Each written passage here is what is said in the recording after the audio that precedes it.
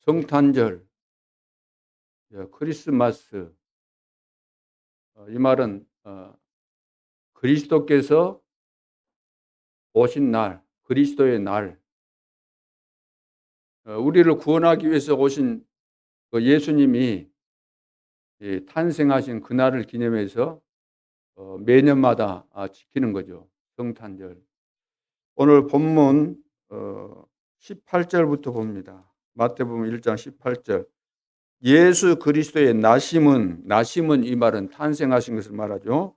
이러하니라. 그의 어머니 마리아가 요셉과 뭐하고 약혼하고 동거하기 뭐예요?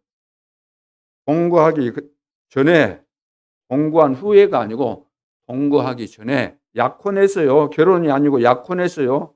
동거 안 했어요. 동거하기 전 성령으로 잉태된 것이 나타났더니 그의 남편 요셉은 의로운 사람이라. 의로운 사람이다. 의롭지 않았으면은 분명히 이 여자는 어떤 여자예요? 결혼도 하기 전에 임신했다. 그러면은 순결한 여자입니까? 간음한 여자입니까? 그렇죠. 19절 그의 남편 요셉은 의로운 사람이라 그를 드러내지 아니하고 가만히 끊고자 하여.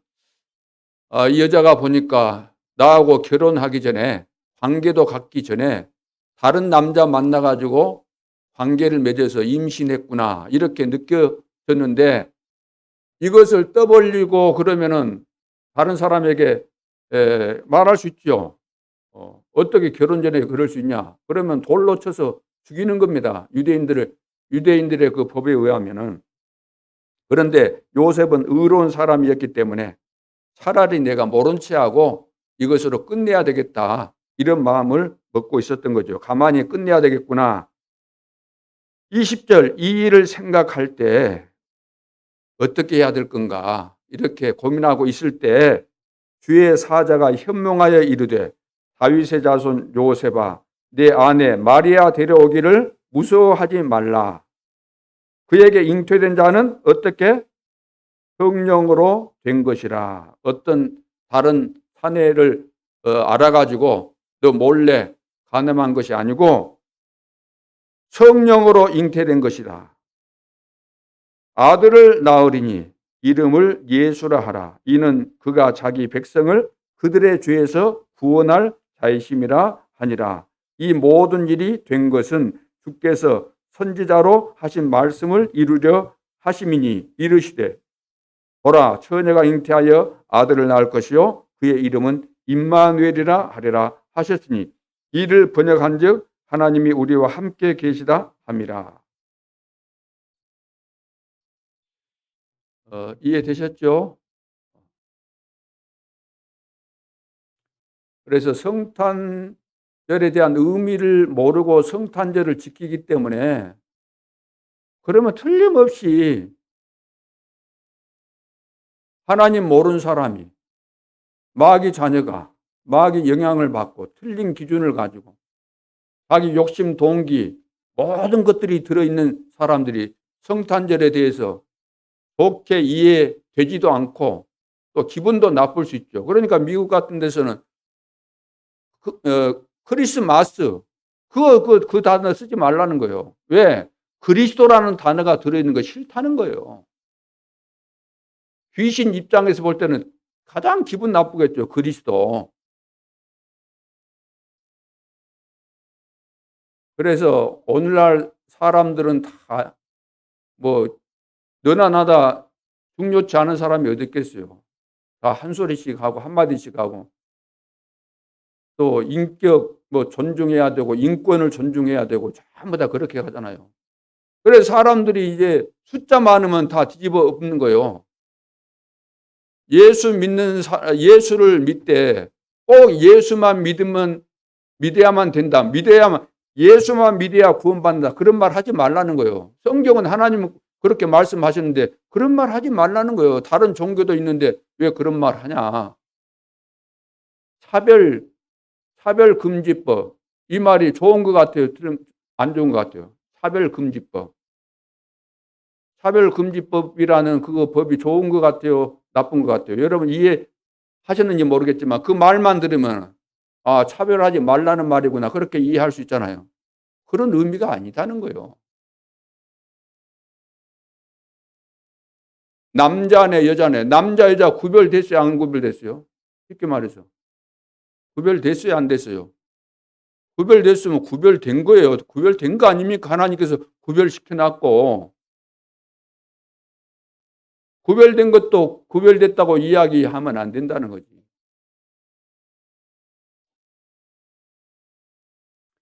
제가 RTS에서 이제 학생들 가르치면서 이번에 이제 시험을 봤는데, 어, F학점이 몇 점부터죠? 60점이잖아요. 60점. 60점 이하가 되면은 이제 재시험 봐야 되는 거죠. 학점이 통과가 안 되니까. 그래 문자가 왔어요. 그래서 이제 어, 그 학점에 대해서 이의가 있다는 거죠. 이의 신청할 수 있는데, 그래서 자기는 57점 맞았는데 지금 3점이 부족한 것 때문에 재시험을 보게 되는데 이거 재시험 안 보게 해줄 수 있는 방법이 없냐. 그래서 내가 안 된다 그랬어요. 그 공평성에 문제가 있고, 그건 내가 내 마음대로 그거 고칠 수 없다. 이미 시험 학교 당국에다 제출했고 내 마음대로 고칠 수 없다. 그런 이야기를 했었습니다. 그리고 또 어떤 학생들은 앞으로 목사가 되겠다고 해서 신학교까지 왔는데 시험을 쳐보면은 얼토당토 안 한 이야기를 써놓은 사람이 있어요. 그것도 모르면, 내 같으면 모르면 안 쓸 텐데 얼토당토 안 한 말을 빈칸만 채우면은 봐줄 줄 알고 그렇게 쓴 사람이 있다니까요. 그거 뭐예요? 심각한 영적인 문제에 걸려 있다는 겁니다. 그래서 이 세상에는 정신병원에 가도 해결이 안 되기 때문에 복음의 맛을 보고 비밀을 안 사람들이 자기 자녀들이 너무 안 되니까, 어디 가도 안 되니까 신학교라도 보내면 되지 않을까 하는 마음이 있어가지고 그런 학생들을 좀 보낸다고 합니다. 그래서 이제는 그런 거 좀, 그런 그 학생들을 보내지 말아라. 신학교가 그런 치유 대상자들을 받는 데가 아니잖아요. 그런 사람들은 치유 사역이나 그런 쪽에 가서 치유를 받아야 되는 것이지. 신학교 졸업한다고 되겠습니까? 그래서 그것도 잘 안 지켜주고, 그러면은 시험 졸업하기 전에 졸업 기준을 만들어가고 이 정도 수준까지 안 되면은 졸업을 시키지 않도록까지 규정을 만들어 놓고도 이거 실천이 잘 안 된다 그 말이에요. 사람들이 살다 보니까 이렇게 봐주고 저렇게 봐주고 서로 이해하는 측면에서는 그럴 수도 있겠지요. 인간관계 속에서 되어져 가는 것들이기 때문에. 자, 영적 문제가 있는 사람의 특징은 뭐냐면은 누구 말도 안 듣습니다. 누구 말도. 어른이니까 말을 안 듣는 게 아니라 애들도 영적인 문제에 걸려 있으면 누구 말도 안 듣습니다. 요즘 TV 프로그램 중에 그런 프로그램이 있어요. 상담하는 전문가가 와가지고 자식이 너무나 말 안 들으니까 그것을 같이 부모하고 보면서 이럴 때는 이래 하고 저래 해라. 그래 하는데 도무지 그거 안 돼요. 막 고함 지르고 자기 엄마를 째려보고 막 이렇게 하고 한 말 안 너 죽여버려. 막 이러잖아요, 얘가. 말 절대 안 듣습니다. 영적인 문제예요. 자기가 아닌 거예요.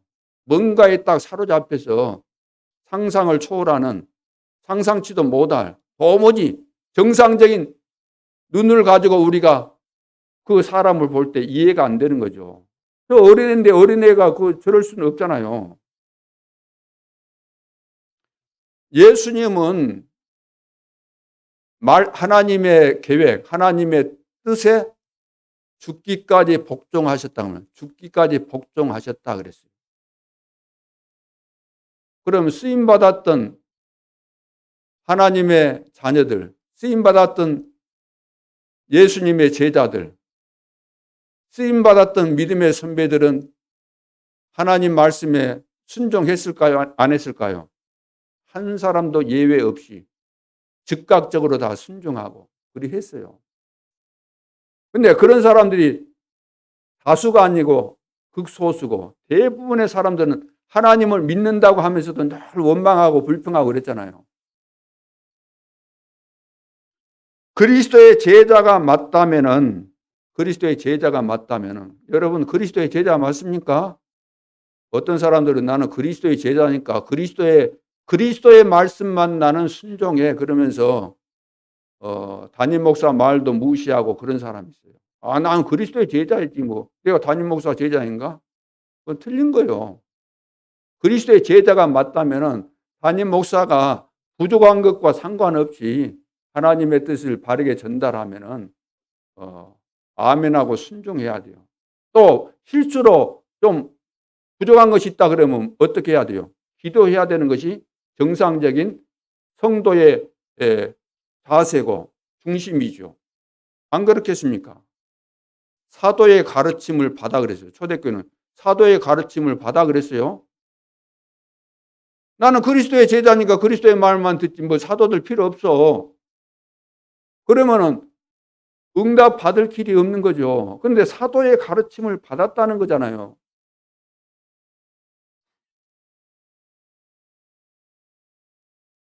자, 사역을 열심히 하지만 영적인 문제 있는 사람의 특징은 열심히 해도 열매가 없는 겁니다. 뒤돌아보면은 제자가 없어요. 제대로 된 제자가 안 일어나게 돼 있어요. 영적인 문제가 있게 되면은. 오늘날 우리 후대를 키우는 이 일이 너무나 중요하죠. 그런데 삶이 안 된 렘넌트들 너무나 많이 있습니다. 여러분의 자녀일 수도 있고 손자, 손녀일 수 있습니다. 교회는 다니지만 전혀 집에서 하라고 한 대로 안 하는 우리 자녀들 있죠. 먹고 싶은 대로 다 먹고, 자고 싶다고 한도 끝도 없이 자고, 하고 싶다고 지 마음대로 하고, 그러면은 그렇게 놔두면 인간 되겠습니까? 먹고 싶은 대로 놔둬보세요. 어떻게 되는지. 운동 좀 하라 그래도 안 하거든요. 방법이 없는 겁니다. 불순종하는 데는, 순종이 없는 데는 어, 제대로 그 다음 단계로 올라갈 수가 없어요. 학교에서 예를 들어서 선생님 말씀을 안 듣는 학생이다. 어떻게 되겠습니까? 부모의 말씀을 안 듣는 자녀다. 어떻게 되겠어요? 하나님의 말씀을 안 믿는 성도다. 어떻게 되겠어요? 국가에 법이 있는데 법을 무시하는 공직자다. 어떻게 되겠어요? 나라 망치는 거죠. 그런데 이런 것이 오래된 것이라는 거, 오래된 거. 그래서 치유를 받아야 되고 치유가 돼야 되는데 또 치유를 해줘야 되는데 교회에서는 해줄 수가 없어요. 교회에서는. 그러면 놔둬야 되는 거 아니죠. 그래서 복음을 받고 치유받은 이런 제자들이 일어나서 이 영적으로 병들어 있는 성도나 렘넌트를 치유해 줘야 된다는 말. 마치 헬렌 켈레를 도왔던 벤 설리반 같은 이런 선생님이 헬렌 켈러 부모도 안 된다고 했던 그 심각한 영적인 문제 있는 그 애를 붙잡고 자기가 경험했기 때문에 끝까지 도와주는 이런 교사, 이런 치유자, 이런 중직자, 이런 성도가 일어나야 되는 것입니다. 그래서 우리는 다 이제 영적으로 병들어 있기 때문에 치유돼야 되는데 방법은 한 가지밖에 없어요. 하나님이 치유하시는데 어떤 방법으로? 하나님이 우리에게 말씀을 주시기 때문에 말씀을 듣고 깨달아주고 믿어지면은 치유되는 겁니다. 그래서 말씀을 들을 때 이제 영적 문제가 있으면 거부 반응이 생기는 거죠. 이게 거부 반응. 사단이 속에서 싫어하니까 거부 반응 생기는 거죠. 예를 들어서 어떤 사람이 앞에서는 일 시키면은 하겠습니다 하고 막 순종 잘한 체 하는데 뒤돌아서면 막 속으로 욕하는 사람 있잖아요. 여러분 다 해보셨죠? 해보셨지 않습니까? 또 끼리끼리 모이면 또 욕하고 흉보고 우리 학교 다닐 때도 막 담임 선생님 별명 만들어갖고 욕하고 막 나가면 막 주먹질하고 막 별짓 다 해봤지 않습니까? 그것은 앞에서 잘한 채 한 것이 그것이 아니고 뒤돌아서서 갈 때 우리 속에 일어나는 반응이 우리의 모습이에요. 그것이 진정한 모습이죠. 자, 이런 것은 누가 해결해 주겠습니까? 이건 말한다고 해결되는 것이 아니고 하나님의 은혜를 받게 되면은 이런 것들은 사람마다 차이가 있죠. 금방 되는 사람도 있고 좀 오래 가는 사람도 있고 그렇지만 소망 없는 것이 아니라 소망이 없기 때문에 하나님께서 소망을 주시기 위해서 인간의 몸을 입고 이 땅에 오신 겁니다. 오늘 제목이 당신은 성탄의 기쁜 소식을 전하는 증인입니다. 그런 제목입니다. 서론에서 시험, 분쟁, 핍박의 원인을 알아야 되겠습니다. 왜 나는 시험 드는가?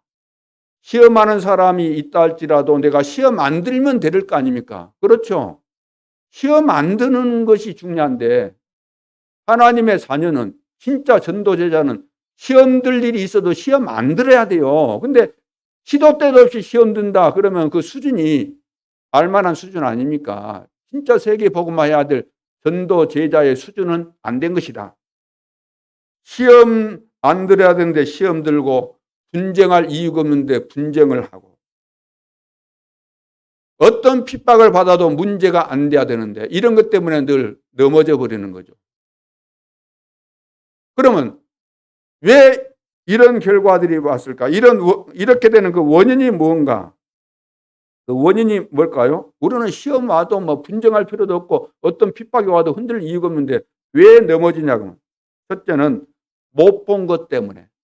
진짜 봐야 될 것을 못 봤기 때문에 무너져 버리는 거죠.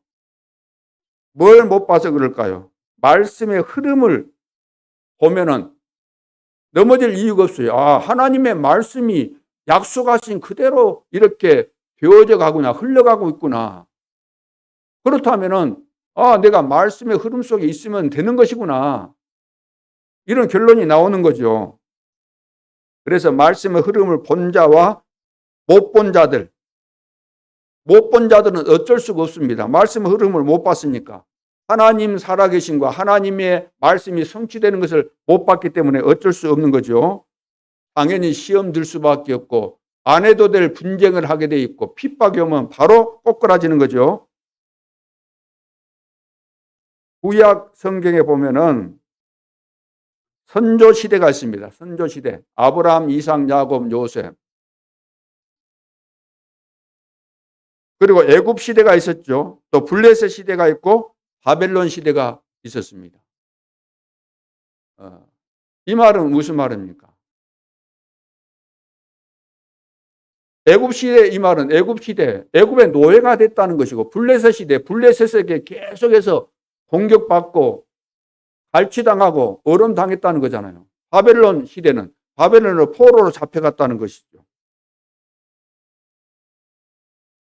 왜 그랬을까요?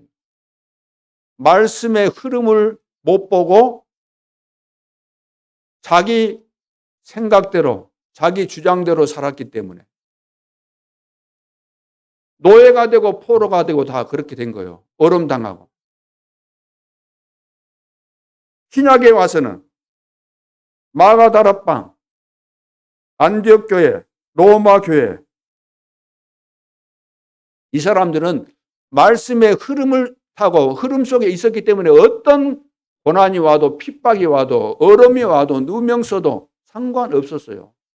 안 무너졌어요. 그런데 헤롯 성전에 모였던 이 바리새인들, 서기관, 제사장들 이 사람들은 어떻습니까? 말씀의 흐름을 못 본 거예요. 못 본 거. 못 봤기 때문에 오히려 구원자로 오신 그리스도를 십자가에 못 박아 죽였지 않습니까? 진짜 그리스도를 믿는 하나님의 자녀들을 핍박했지 않습니까? 본 자와 못 본 자의 차이가 이렇게 하늘과 땅의 차이인 것이죠. 자, 구약 성경은 예언입니다.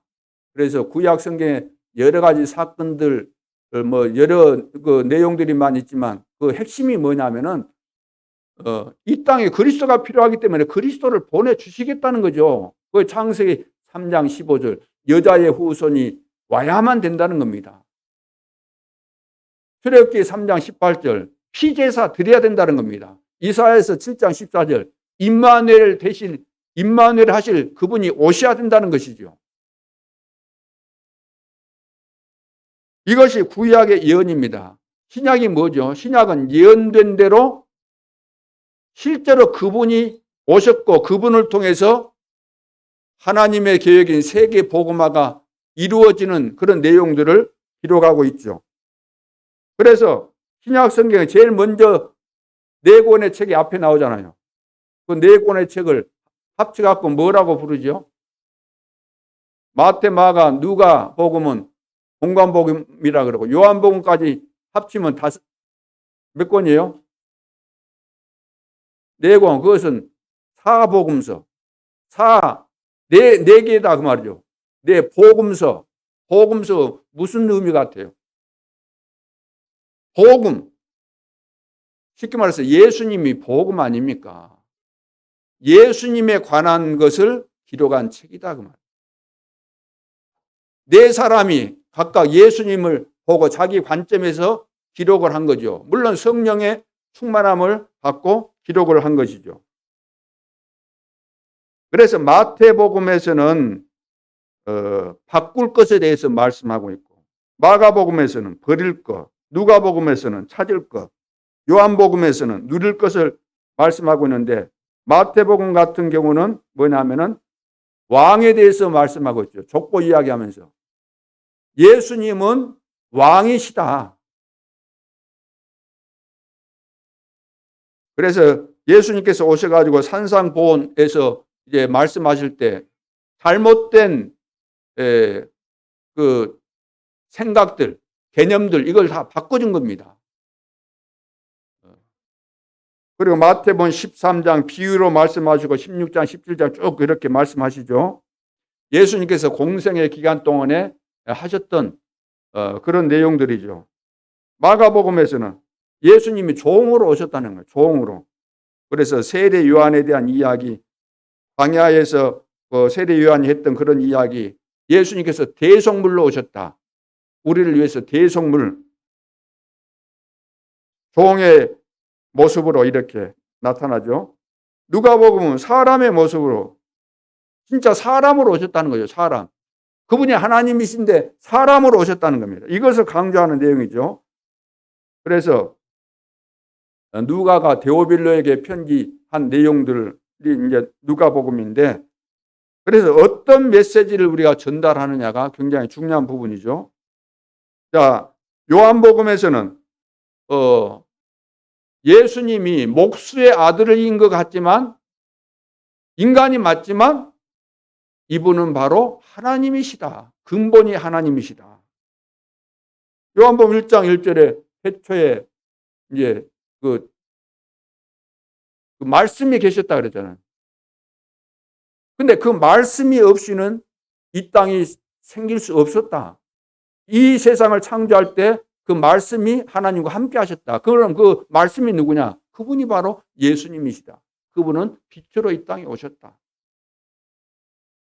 그분이 인간의 몸을 입고 이 땅에 오신 것이다. 그분을 영접하면 우리가 구원받게 되고 하늘과 땅의 모든 권세를 가지셨는데 그 하나님이 예수님인데 그분이 세상 끝날까지 우리와 항상 함께 하신다.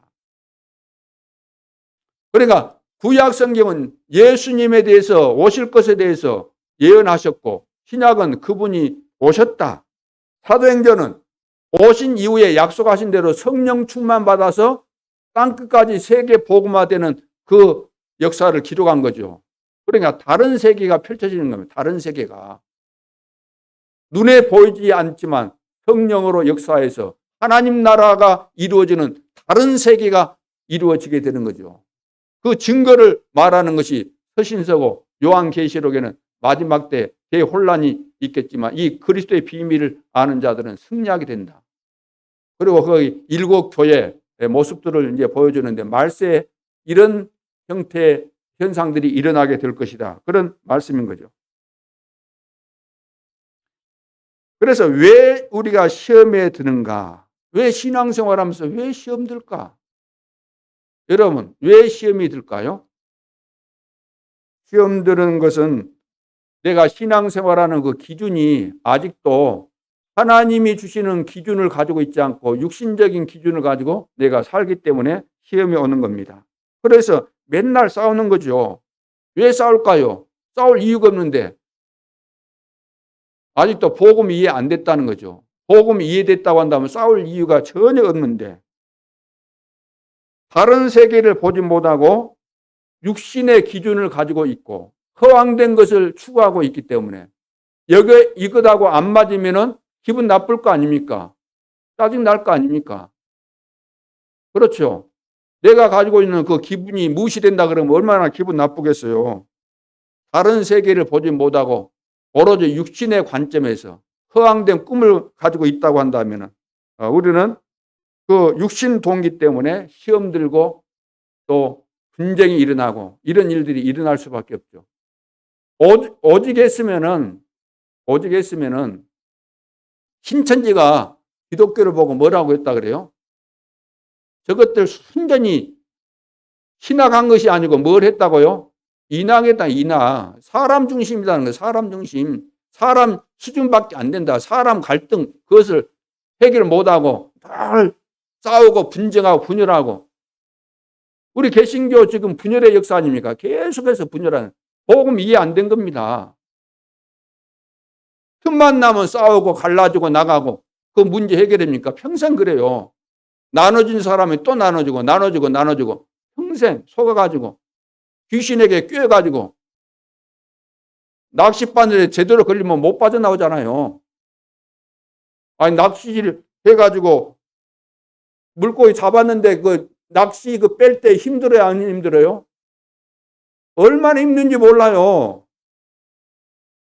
들어갔을 때 그 역으로 딱 이렇게 돼 있기 때문에 들어가서 쉽게 빼지는 거 아니에요. 입 아가리가 막 그 찢어지도록 이렇게 억지로 빼내야만 빼진다. 그러면. 홀려가지고 가는 그 인생.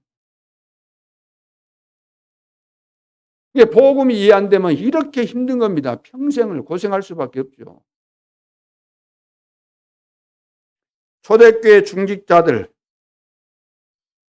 중직자들은 정말로 은혜를 받았기 때문에 이 사람들에게 없었던 것이 있어요. 그 어떤 어려움이 있었어도 없었던 거. 뭐가 없었을까요? 초대교회 중직자들은? 우리가 늘 하는 거. 우리한테는 너무 많은 거. 이유가 없어요. 이유가 전혀 없어요. 진짜 이유를 아니까 쓰잘데기 없는 이유가 전혀 없어요. 육신적인가 이런 이유가 없어요. 그리고 뭐 조건이 좋네 안 좋네 상황이 좋네 안 좋네 그런 거 전혀 없어요. 그런 거 안 따져요. 안 될 사람이 무능력한 사람이 늘 조건 따지고 뭐 이유 대고 뭐 상황 뭐 이렇게 말하고 그러지 않습니까? 핍박이 와도 상관이 없었어요. 핍박이 와도. 그래서 내 생각대로 하면은 절대로 망합니다.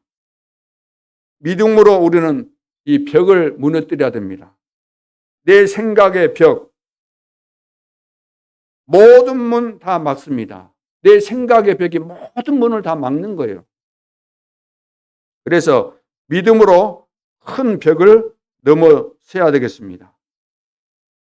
자, 그래서 못 봤으니까 안 되는 거죠. 진짜 하나님의 역사를 봐야 되고, 변화받은 나에게 주어진 축복을 봐야 되는 거죠. 지금도 성취되는 하나님의 역사를 봐야 되는 겁니다. 두 번째, 왜 사람들이 시험, 분쟁, 막 핍박하고 여기에 못 견디고 다 무너지는가? 그 원인이 뭔가? 두 번째가 놓친 것 때문에 그런 놓친 것. 자, 하나님은 지금도 살아계시고 지금도 하나님의 계획은 성취되고 있죠. 이미 응답이 오고 있습니다. 지금 하나님의 응답, 이것은 진행 중에 있습니다. 맞습니까? 하나님의 역사는 지금도 진행되고 있어요. 하나님의 말씀은 성취되고 있는 거죠. 응답이 지금 진행 중에 있습니다. 오고 있습니다. 이거 모르면은 이거 다른 것을 우리는 붙잡게 되는 거죠. 지금 안 오면은 당황이 되고 못 기다리고 막 조급해지고. 자, 유대인들은 말씀을 사랑하는 백성인데 말씀이 가장 중요한데 말씀의 중요성을 알았는데 유대인들이 말씀을 놓쳤어요. 말씀을 너무나 좋아하고 말씀의 중요성을 알았는데 말씀을 놓친 거예요. 왜 놓쳤을까요? 전통, 제도를 만들어 가지고 거기에 딱 걸려든 거죠. 거기에 걸려들어 놓으니까 말씀은 이제 뒷전으로 가는 거죠. 그뿐만 아니라 또 말씀 속에는 율법을 찾아가고 율법을 지켜야 구원받는다 이렇게 또 잘못 깨달았네요. 그러다 보니까 말씀을 놓치게 된 겁니다. 말씀 속에 숨겨져 있는 복음의 비밀을 깨닫지 못한 거죠. 그래서 전통 제도 이런 거 지키고 율법을 지켜야 구원받는다 이런 핑계로 말씀을 놓쳐버린 거죠.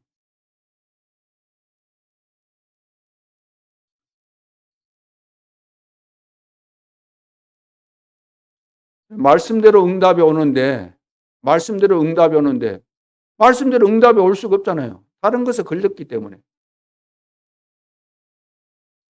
말씀 안 믿고 말씀 모르면은 말씀의 흐름 모르면은 어쩔 수 없는 겁니다. 그리고 지금 놓친 것이 뭐냐면 교회가 지금 계속해서 막 분쟁하잖아요. 분쟁. 왜 분쟁할까요? 교회에서 왜 분쟁하죠? 성도들이 복음을 이해 못해서 생명이 있는데 생명의 가치를 모르고 있기 때문에 내 안에 생명이 없으면은 물고 뜯고 하는 것이 너무나 당연한 거 아닙니까? 끊임없이 분쟁해야 되는 거죠. 생명이 없고 복음 모르고 있다고 한다면. 그래서 육신적 포럼을 할 수밖에 없고 그러면 분쟁이 나올 수밖에 없잖아요. 자기 주장해야 되고 끊임없이 싸워야 되는 것이죠. 그리고 바울과 바나바가 다툰 내용이 나옵니다. 왜 다퉜을까요? 여기서 다툰 이유는 사명자 때문에 그리고 복음 때문에 사실은 다툰 것입니다. 그렇다면 이런 다툼은 좋은 것이라고 할 수 있죠.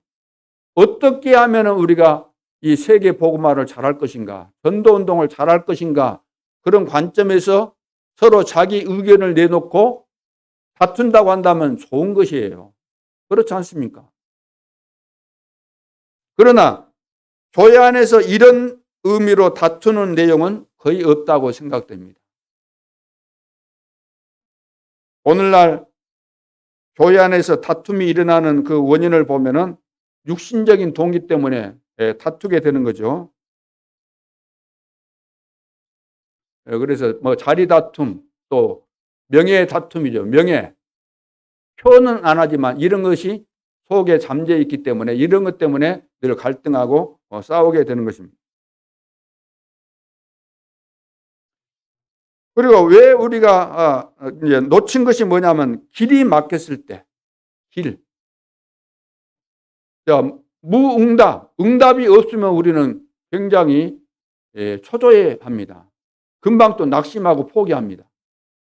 근데 무응답이라는 것은 없습니다. 사실은 무응답은 없어요. 안 주는 것도 응답이거든요. 무응답은 없습니다. 하나님은 좋은 거, 다른 것을 주시려고 응답을 안 주고 있을 뿐이죠. 사도행전 16장 6절로 10절 아시아 복음화 하나님께서 말씀하셨고 인도에 가시면서 문을 여셨던 그 하나님 왜 문을 막으셨을까요? 막으신 이유가 있어요. 더 큰 응답을 준비하시고 마게도냐라는 더 큰 지역을 하나님이 준비하시고 문을 닫으신 겁니다.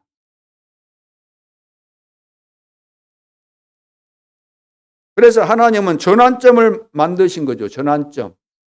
더 큰 곳을 향해서. 그래서 하나님의 계획을 찾는 이 전환점을 주시기 위해서 무응답처럼 보이지만 그 속에는 숨겨져 있는 이런 축복이 있다는 것을 꼭 알아야 되겠습니다.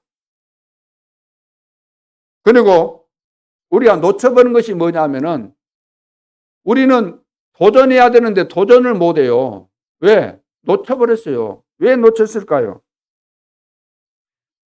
우리가 복음의 이 비밀, 또 언약의 이 비밀을 붙잡고 누리고 있으면은 시간표가 오거든요. 그럼 도전하면 되는데 이것을 다 놓치고 있다는 거죠. 마게도냐로 가고 로마로 가고, 바울 같은 경우는 서바나까지 나는 가겠다.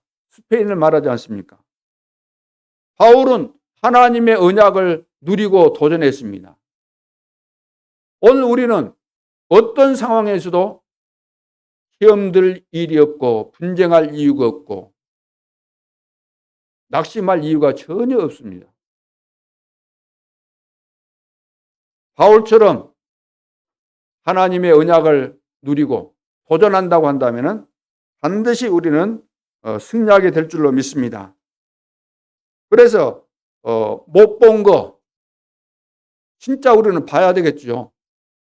영적인 세계, 하나님이 이루어 가시는 세계 복음화의 역사를 우리는 봐야 되고, 기도 응답과 하나님께서 이 시대에 무엇을 원하시는가, 이런 것들을 우리는 잘 봐야 되는 것이고, 놓친 거, 왜 놓쳤는가?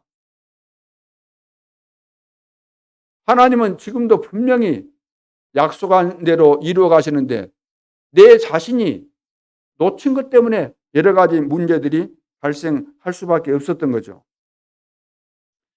그래서 우리는 나의 로마, 나의 땅끝을 찾아야 되겠습니다. 분명한 나는 하나님의 자녀고 전도자로서 하나님이 나에게 원하시는 것이 무엇인가? 세계 복음화를 위해서 어떤 방법으로 하나님 나를 사용하기를 원하실까? 나의 로마, 나의 땅끝을 찾아야 되는 거죠. 예를 들어서 여러분 가정마다 여러분 가정이 제대로 일어나지 못하도록 방해하는 요인들이 분명히 있습니다. 가정마다 보면은 고질적인 거 있어요. 뭐 우리 집에는 장애인이 있다. 물론 그것도 맞겠지만 여러 가지가 있거든요. 그러면은 거기에 하나님의 계획이 있는 겁니다. 어떻게 하면 여기에 걸리지 않고 이 문제를 해결할 수 있는, 또 이 일에 쓰임받을 수 있겠는가? 여러분 생각해 보시면은 거기에 다 답이 있는 겁니다.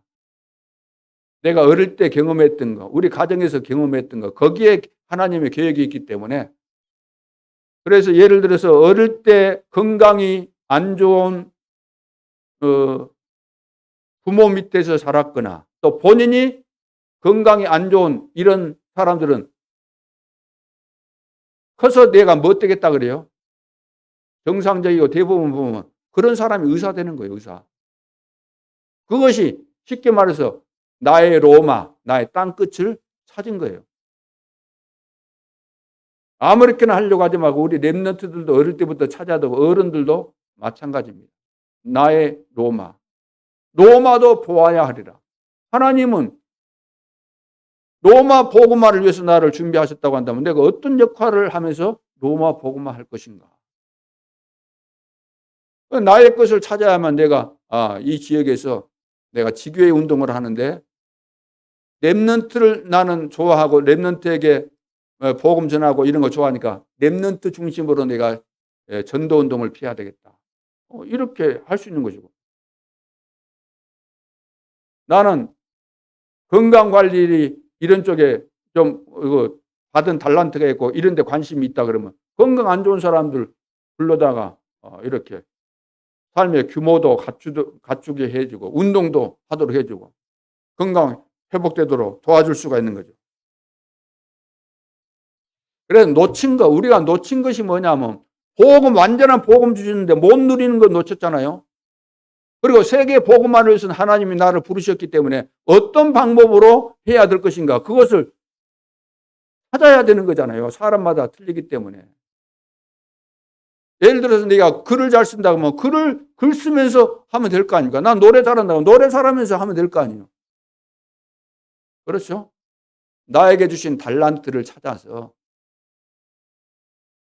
세계 복음화를 위해서 거기에 맞는 이것을 찾아내야 되는 거죠. 세 번째, 실제 그림입니다. 실제. 자, 실제로 머릿속에 그림을 그려야 되는데 그림을 안 그리니까. 그림을 그릴 수 없으니까. 실제로 머릿속으로 그림을 그려야 되는데 그것이 뭐냐면 기도입니다. 앞으로 이제 성령 충만 받으면 너희들이 예언하고 환상을 보고 꿈을 꾸게 될 것이다. 근데 기도하면은 앞으로 되어질 일들을 하나님이 다 주신다는 거잖아요. 보여주신다는 거잖아요. 그거 이제 CVDIP가 되는 거죠. 언약을 붙잡고 기도하는데 비전으로 꿈으로 하나님께서 보여주시니까 이것이 실천되고 실행되어지고 성취되어지는 그런 시간표까지 오게 된다는 거죠. 그래서 내가 이 언약이 실제로 머릿속에서 그림으로 그려질 때 이렇게 하면 될 수밖에 없겠구나. 이것이 나와야만, 기도 제목이 나와야만 24시가 되어지는 겁니다. 그럼 25 영혼은 따라서 오는 거죠. 시간표 속에서. 그래서 누림이 되어지고 기다림이 되어지고 그래야만 도전이 나오는 거죠. 누림이 뭡니까? 다 이루었다는 것이 믿어져야만 누림이 되는 거죠. 그리스도 안에 다 있구나. 기다림이 뭐죠? 사도행 1장 3절. 앞으로 하나님 나라가 임하게 될 것이다.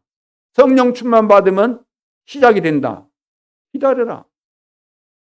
성령 충만 받을 때까지 기다려라. 이 말은 기도하면서 기다려라. 도전은 뭐죠? 도전.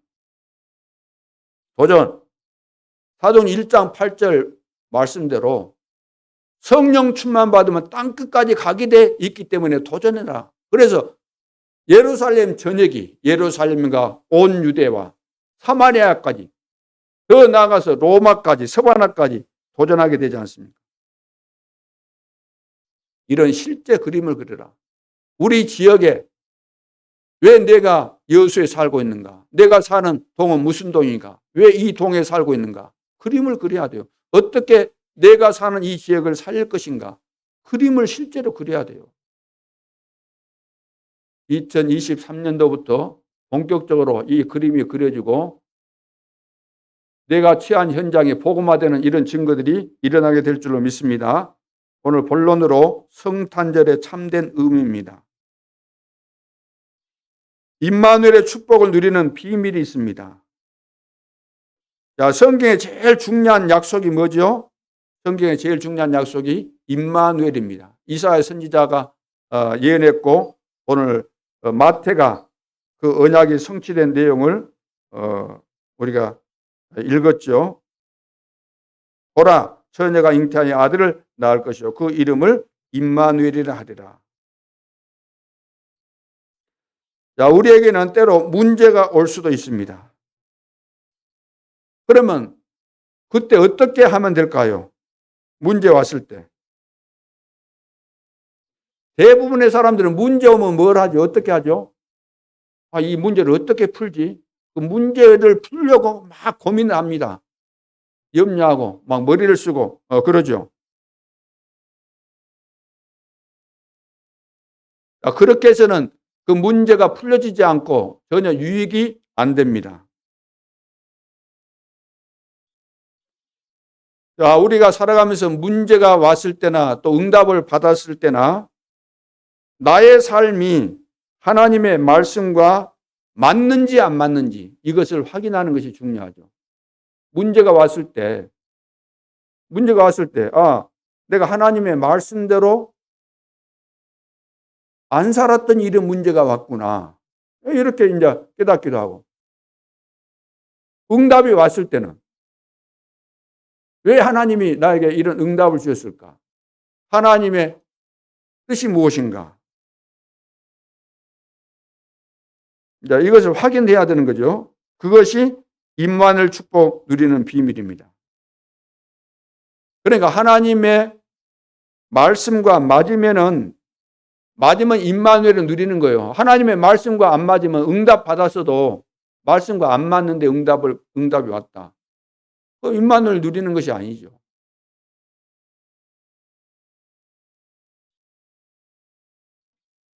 자, 그래서 첫째, 우리는 왜 성탄절을 지키는 것일까요?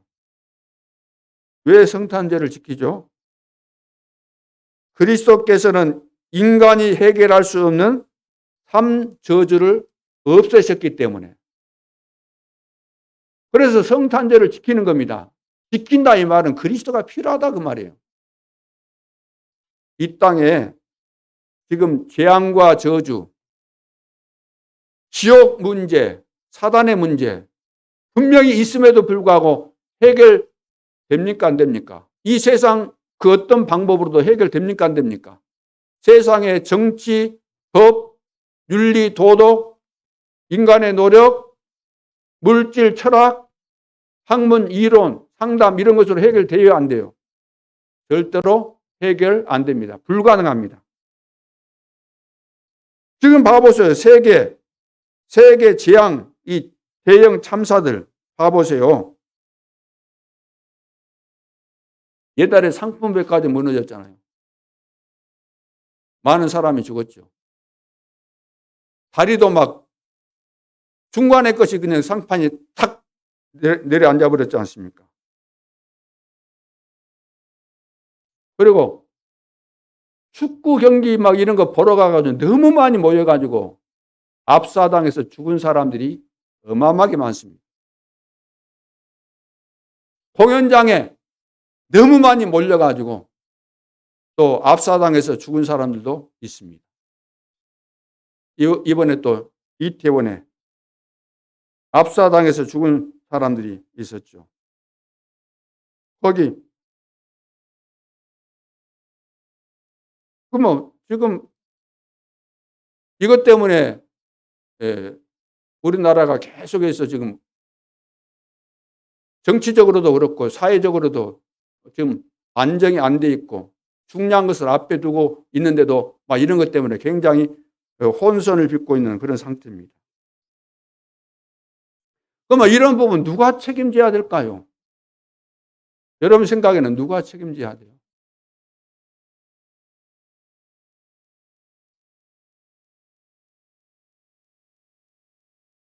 우리가 좀 이성적으로 상식적으로 한번 생각해 보면 누가 책임져야 돼요? 이태원 사건 누가 책임져야 돼요? 세월호 사건 누가 책임져야 돼요?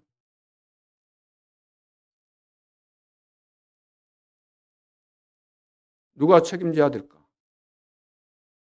너 거기에 왜 갔니? 너 거기 왜 갔니? 이태원 거기 왜 갔니? 그때 할로윈 데이에서 이제 갔다는데 다 이제 관심 있고 실제로 거기에 뭐 그 역할을 하기 위해서 가기도 하고 뭐 다 갔겠죠. 할로윈 데이. 그 할로윈 데이 그 축제가 뭐죠? 무슨 축제요? 귀신 축제. 귀신들이 하는데 무슨 뭐 축제가 되겠습니까만은 귀신 놀이 하는 거죠. 가면 쓰고 막 모르게 하고 막 이렇게 해가지고 귀신이 좋은 거예요, 나쁜 거예요? 귀신 활동이 좋을 리가 없잖아요. 귀신 활동이. 그러니까 막 남 모르게 막 변장하고 해가지고 육신적인 거 막 이런 거 도를 넘어서는 그런 짓을 다 하는 거죠. 다는 아니겠죠. 그러나 그런 행사인데 거기에 호기심 있거나 그래서 가보기도 했고 뭐 여러 가지 이유로 갔을 거 아닙니까? 너 거기 왜 갔냐? 안 갔으면 그런 사고에 휩쓸리지 않았을 텐데 왜 갔냐? 그러면 너 부모는 그때 왜 못 가도록 안 말렸을까? 좋은 데도 아닌데, 좋은 행사도 아닌데 왜 가도록 놔뒀을까?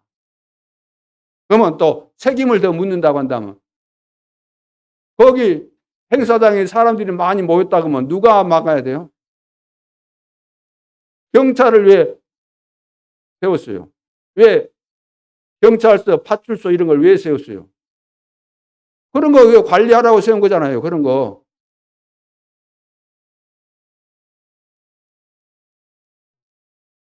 그러면 그런 예를 들어서 그런 대형 사고 나면은 대통령이 책임져야 돼요? 9.11 사건 아닙니까? 옛날에 미국에 쌍둥이 빌딩 테러범이 비행기 타고 들어가서 그 어마어마한 빌딩이 무너져 갖고 수천 명 죽었잖아요. 대통령 책임져야 졌어요?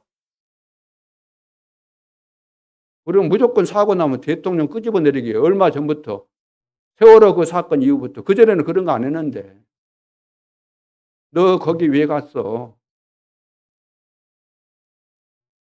너를 그렇게 가장 사랑하고 아끼고 차 조심해라 이것 조심해라 저것 조심해라 하는 그 부모는 뭐 했을까? 그리고 우리가 이제 그 나라가 있고 또 행정과 제도가 있기 때문에 1차적으로 내가 볼 때는 경찰 책임이 아니겠는가? 질서를 유지하고 그거 하라고 경찰 세운 거잖아요. 그래서 물론 이렇게 따지고 올라가겠지만 아담아 왜 너가 그 선악과 따먹었어? 아 나하고 함께 하라고 했던 그 하와가 먹으라고 해서 그랬습니다. 하와 너 왜 따먹었어? 아 저 뱀이 그래서 그랬습니다. 내 책임이에요 내 책임. 안 그래요? 생사화복이 하나님의 주권 속에 달려있는 거예요. 주권 속에. 그러면 우리는 뭐 죽일 일도 없겠죠. 그러면 우리가 만들어 놓은 이롭기 위해서 만들어 놓은 이런 것 때문에 다 우리가 결국은 피해도 보고 다 그렇게 되는 거잖아요.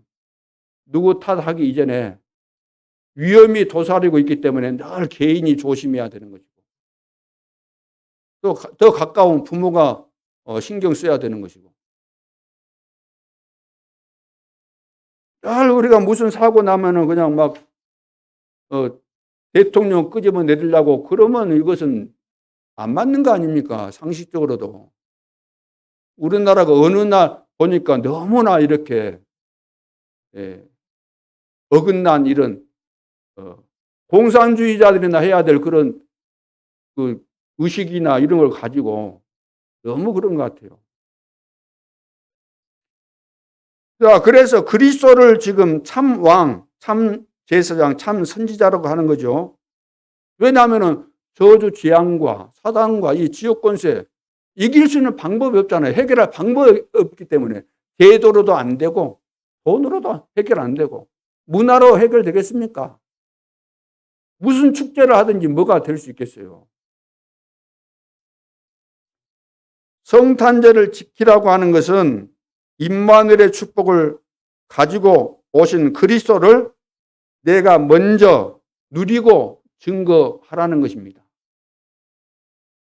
예수님 이 땅에 오신 것은 우리 인간이 절대로 해결할 수 없는 이 삼저주를 해결해야 되기 때문에 오신 거죠. 그렇다면 그 그리스도를 통해서 누리고 그리스도가 아니면 해결 안 되니까 이 그리스도의 비밀을 우리가 증거하는 거죠. 어떻게? 그분을 나의 구주로 영접하는 겁니다. 주인으로. 그래서 동방박사들도 예물을 가지고 예물을 드렸잖아요. 별을 따라서 오잖아요. 그래서 아기 예수 만나가지고 뭘 드렸어요?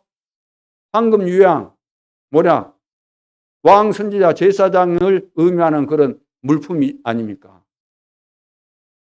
그리고 들 밖에서 양떼를 지키고 있었던 그 목자들이 이제 수리하고 있을 때 누가복음 그 2장에 한번 보겠습니다. 2장. 누가복음 2장. 누가복음 2장 8절로 보면은 그 지역의 목자들이 밤에 밖에서 자기 양떼를 지키더니 주의 사자가 곁에 서고 주의 영광이 그들을 두루 비추매 크게 무서워하는지라. 그때 10절에 봅니다. 천사가 이르되 무서워하지 말라. 보라 내가 온 백성에게 미칠 큰 기쁨의 좋은 소식을 너희에게 전하노라. 오늘 다윗의 동네 너희를 위하여 누가 구주가 나셨으니 곧 누구라고요? 그리스도 주시니라. 주 대신 그리스도가 아니면 이 땅의 문제 해결 안 되니까, 못 하니까 하나님이 오신 거죠. 너희가 가서 강보에 쌓여 구유에 뉘어 있는 아기를 보리니 이것이 너희에게 표적이니라 하더니 호련히 수많은 천군이 그 천사와 함께 하나님을 찬송하여 이르되 뭐라고 했죠? 지극히 높은 곳에서는 하나님께 영광이요 땅에서는 하나님이 기뻐하신 사람들 중에 평화로다 하니라 그랬습니다. 그러니까 그리스도가 누구인가를 제대로 알아야 되는 거죠. 그리스도를 알아야만 그리스도를 누리게 되는 것이고 그리스도를 누려야만 그리스도를 증거하게 되는 거죠. 내가 누려야 되는 그리스도, 내가 누려야 되는 그리스도는 어떤 분이십니까? 지금 아기 예수, 물론 탄생할 때는 아기 예수죠. 근데 아기 예수가 다인 것으로 생각하면 착각입니다. 태어날 때, 물론 태어났을 때 아기였겠죠. 천주교는 아기가 더 중요해요, 아기. 아기가 중요해서가 아니고 예수님을 아기로 늘 표현하려고 그래요. 예수님을 아기로. 왜 그래요? 다른 동기가 있으니까 마리아를 더 크게 만들기 위해서 아기 예수를 부각을 시켜야 되니까. 아기가 힘이 있어요? 어른이 힘이 있어요? 어른이 힘 있죠. 그럼 예수를 우리가 어떻게 이해해야 돼요? 영세전의 그리스도, 그분이 창조주 하나님이시다. 그분이 인간의 몸을 입고 오시다. 성육신. 우리를 구원하기 위해서 인간의 몸을 입고 오셨다. 이것이 더 중요한 포인트가 되는 거잖아요. 아기한테 포인트 맞추지 말고. 그리고 그분이 십자가상에서 죽으시고 다시 살아나셨다. 살아나셨다 이 말은 그리스도라는 증거로 살아나신 겁니다. 살아나셨기 때문에 지금도 역사하시죠. 하늘 보좌에 계시면서 세상 만물을 지금 통치하고 계시잖아요. 그 그리스도. 그리고 머지 않아서 반드시 이 땅에 다시 오십니다. 재림주로 오시죠. 왜 재림주로 오십니까? 심판하시기 위해서. 사람들을 다 살리기 위해서 오십니다. 살리기 위해서. 어떻게? 구원받은 하나님의 자녀들은 살려서 천국으로, 구원 못 받은 사람들은 살려가지고 영원히 죽지 않도록 살려가지고 어디로 들어가도록? 마귀와 함께 영원한 불못에 지옥에 들어가도록. 이것이 그리스도예요. 아기 예수만 늘 성탄절 되면은 아기 예수만 찾고 말하는 사람은 반 쪼가리 정도가 아니라 쪼가리 그것도 이해 못한 거예요. 성탄절에 대해서. 성탄절은 아기 예수 하면서 카드 보내고 뭐야.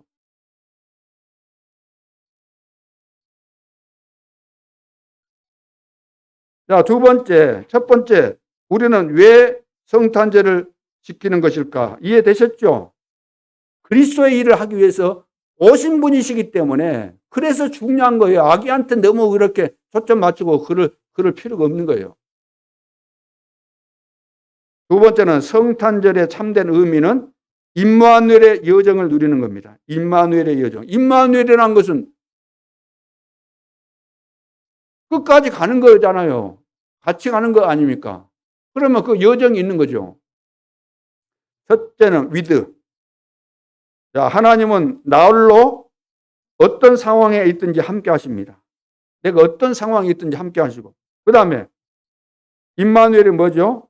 하나님은 내가 누구와 함께 있든지 함께 하시고 어떤 사람도 하나님의 축복의 통로가 될 수 있습니다. 그래서 렘넌트 7명과 또 다니엘 세 친구의 만남, 이 모든 것이 다 임마누엘입니다. 하나님이 우리와 함께, 저와 여러분의 만남, 여러분들의 또 우리 모든 성도들이 같이 이렇게 만남, 이거 전부 다 임마누엘의 축복 속에서 이루어진 내용들이죠.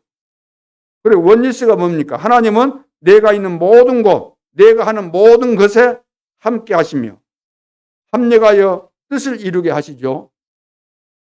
로마서 8장 28절 말씀대로 모든 것이 합력해서 선을 이룬다. 이 말은 모든 사건 우연이 아닙니다. 하나님의 계획이 다 있는 거예요. 계획을 이루어 가시는 거죠. 자, 세 번째, 임마누엘의 언약을 붙잡고 누릴 때 3시대에서 해방됩니다. 그래서 첫째, 임마누엘 붙잡으면은 사단의 노예에서 해방되죠. 그래서 애굽에 노예된 이스라엘은 피제사 드릴 때 그 해방됐잖아요. 언약 붙잡고 다 해방됐습니다. 두 번째는 뭐죠? 임마누엘을 붙잡으면은 포로의 고통에서 해방받습니다. 포로로 잡혀갔잖아, 이스라엘 백성들이. 그런데 이사야에게 주신 임마누엘의 이 언약을 붙잡고 영원히 없어지지 않는 말씀 속에 들어가서 그 말씀을 믿고 거기서 해방받은 거죠. 세 번째, 임마누엘을 붙잡으면은 속국에서 해방됩니다. 로마에 실제로 속국되었죠. 이스라엘은. 그때 그리스도의 비밀을 가지고 이 언약을 붙잡고 승리한 겁니다. 자, 그래서 복음이라는 것은 온 백성에게 주신 큰 구원의 기쁜 소식입니다. 오늘 누가복음 2장 10절에서 11절에 말씀하신 대로 그래서 하나님 자녀는 매일 성탄절, 항상 성탄절, 항상 임마누엘, 매일 임마누엘, 어디서나 임마누엘, 언제나 임마누엘입니다. 그러면은 반드시 승리하게 되어 있습니다. 무엇이 문제일까요? 왜 갈등할까요? 시험 든 이유가 무엇일까요? 그건 속아서 그렇습니다. 사단의 속임수에서 벗어나야 되겠습니다. 하나님이 나와 함께 하시고 축복하시면 우리는 응답도 오고 역사도 일어나고 거부도 될 수 있고 세계 복음화도 다 되어지게 되는 거죠.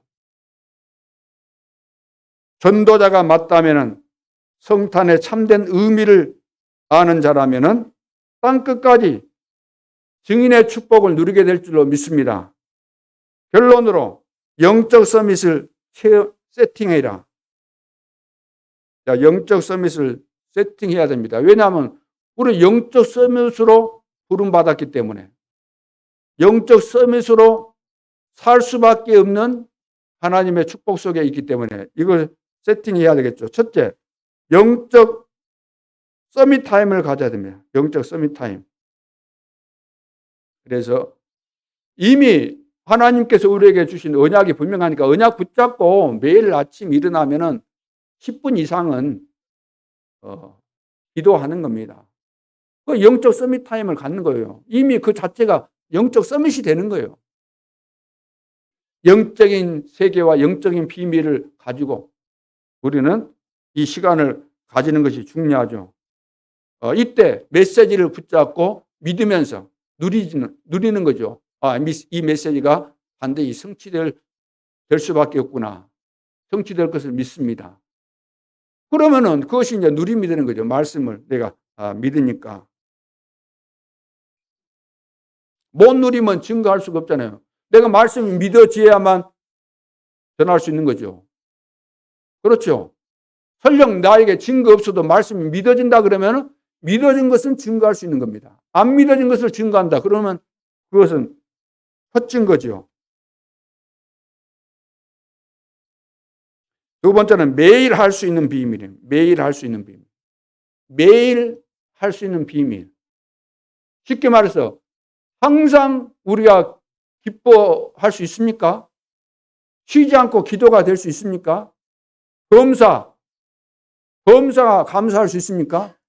좀만 손해봐도 우리는 막 인상 붉히고 가는데 항상 기뻐해지고 쉬지 않고 기도가 되어지고 범사에 감사가 되고 있습니까? 되는 비밀이 있어요. 그 비밀이. 뭐죠? 그 비밀이 뭡니까? 데살로니가전서 6장, 5장, 16절로 18절. 이는 너희를 향하신 뭐라고 했습니까? 너희를 향하신 하나님의 뜻이니라. 항상 기뻐라. 쉬지 말고 기도하라. 범사에 감사하라. 왜? 이는 너희를 위하신 하나님의 뜻이기 때문에. 그래서 하나님의 뜻을 알게 되면 자동적으로 내가 손해 보는 것 같은데 이게 손해가 아니구나. 하나님이 더 큰 것을 준비하셨구나. 깨달아지면 감사가 되는 거죠. 쉬지 않고 기도하라. 왜? 응답이 될 것이 분명하기 때문에. 자, 그래서 매일 할 수 있는 비밀 이렇게 하면 되겠습니다. 이것을 확인해야 되겠습니다. 확인. 그래서 확인하고 참 복음으로 시작할 수 있기를 바랍니다. 마지막 세 번째, 시대마다 누린 자들, 어려운 악조건 속에서도, 죽음의 위기 앞에서도, 핍박 앞에서도, 외로운 가운데서도, 홀로 남은 상황 속에서도, 노예로 있으면서도, 포로로 잡혀갔는데도, 속국으로 있으면서도 누린 사람들 있죠. 시대마다 누린 사람들. 거의 다 못 누리고 있는데 누린 사람들. 선조시대 때는 네 사람이 누린 거예요. 네 사람이. 아브람, 이삭, 야곱, 그 다음에 누구? 요셉. 그 당시 사람들 중에 이 사람들 누린 거예요. 요셉의 형들 누렸어요? 못 누렸어요? 못 누리는데 누렸다고 말이에요. 애굽시대 때는 이스라엘 전 백성들 거의 다 못 누리니까 늘 불평했는데 그 가운데서 누린 사람들, 요셉, 모세, 여호수아, 갈렙, 납 이런 사람들. 블레셋 시대는 한나, 사무엘, 이세, 다윗 이런 사람들이 누렸고, 바벨론 시대에는 포로로 잡혀갔으니까 다 원망 불평하고 얼마나 그 상처가 컸겠어요. 그런데 다니엘과 그 세 친구 에스더, 모르드게, 느헤미야 같은 사람들은 누렸다고 말이에요. 오늘 이 시대에 교회도 많고 성도들 많겠지만 다 누려 못 누려요? 거의 다 못 누리고 있다는 거예요. 못 누린 증거가 뭡니까? 시도 때도 없이 시험 들고 갈등하고 다투고 분쟁하고 좀 어려움 생기면 무너져 버리고. 그래서 우리는 영적 세팅을 해야 되겠습니다. 다른 세계를 봐야 되겠죠. 누리고 기다리고 도전하라. 따라합시다. 누리고 기다리고 도전하라. 자, 모든 민족으로 만민에게 땅끝까지 증인될 수 있기를 주님의 이름으로 축원합니다. 기도드리겠습니다. 하나님 은혜를 감사합니다. 이 땅의 저주 재앙, 지옥의 문제를 그 누구도 해결할 수 없기 때문에 이 문제를 해결하기 위해서 이 땅에 오신 그리스도를 찬양합니다. 그리스도 안에 있는 완전한 영원한 축복을 전 성도가 깨닫고 누리고 증거할 수 있도록 축복하여 주옵소서.